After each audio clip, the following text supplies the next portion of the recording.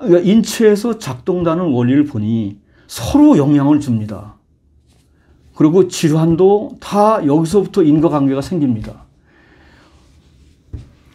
먹는 것, 먹어서 소화, 흡수, 동화시키기 위한 내장의 문제, 위장부터 대장, 소장까지 다 거기서 비롯되는 질병들, 그다음에 운동을 위해서 뼈와 근육이 필요하고 그 뼈와 근육이 필요한 운동뿐만 아니고 그다음에 에너지를 공급하기 위한 혈액이 영양과 산소를 공급하고 있는데 그 혈액의 질이 좋아야 되고 순환이 좋아야 되는 것.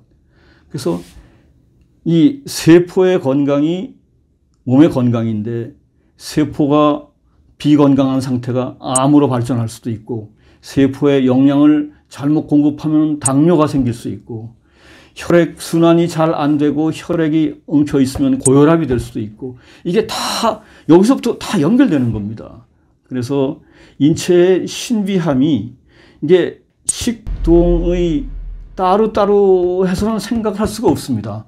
다 같이 연결이 되고 그렇다고 암 치료, 당뇨 치료, 고혈압 치료가 당뇨만 등장한다고 되는 게 아니고 근본 원인이 혈액이 좋아야 되고 혈액 순환이 좋아야 되는데 이것이 잘 되면은 암과 고혈압, 고지혈, 당뇨가 저절로 해결될 수 있는 원동력이 됩니다. 뭐 다 해결되는 건 아니지 한꺼번에.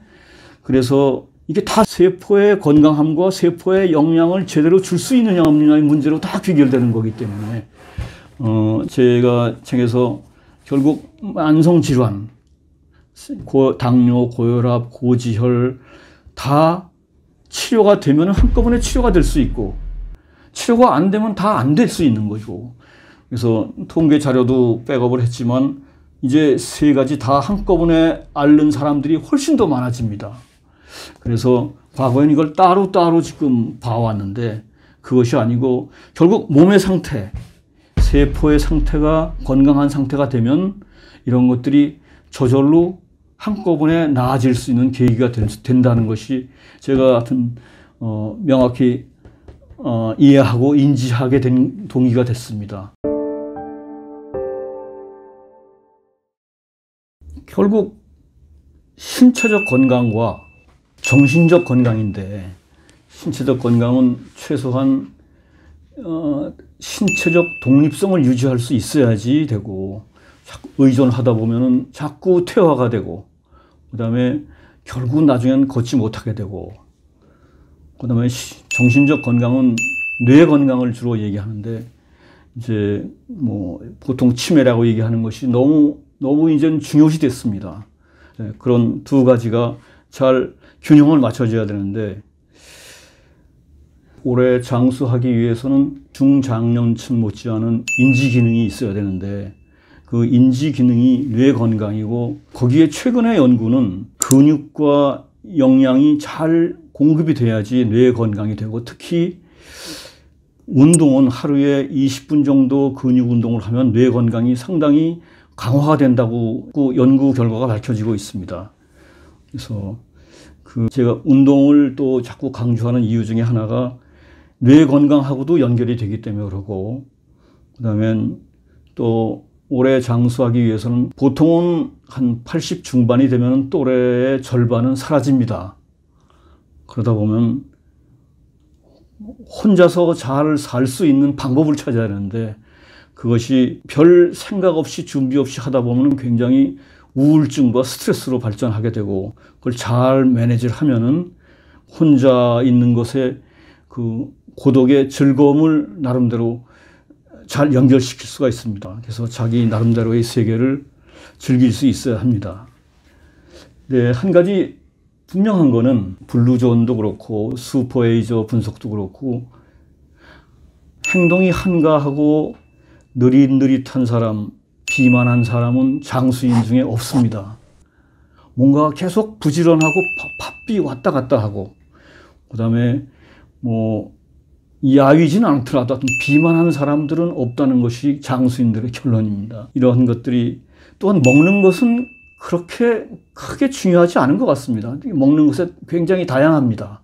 육식을 굉장히 좋아하는 사람도 있고 채식을 굉장히 좋아하는 사람도 있고 그것은 각자의 그다음에 또 소식을 하는 사람도 있고 식욕이 왕성한 사람도 있고 하지만 아까 얘기한 신체의 그 행동 그것은 굉장히 명확합니다. 그래서 이런 조건을 충족하다 보면 건강 장수 확률이 더 높아지지 않을까 생각을 합니다.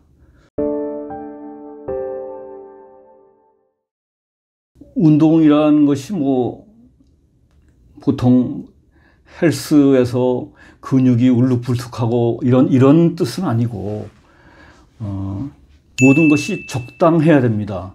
적당량의 운동과 그리고 적당량의 고통을 주다 보면은 그것이 몸에서 자생적으로 반응을 하게 되고 거기에 따라서 생명력이 강화되고 건강이 유지가 된다고 봅니다.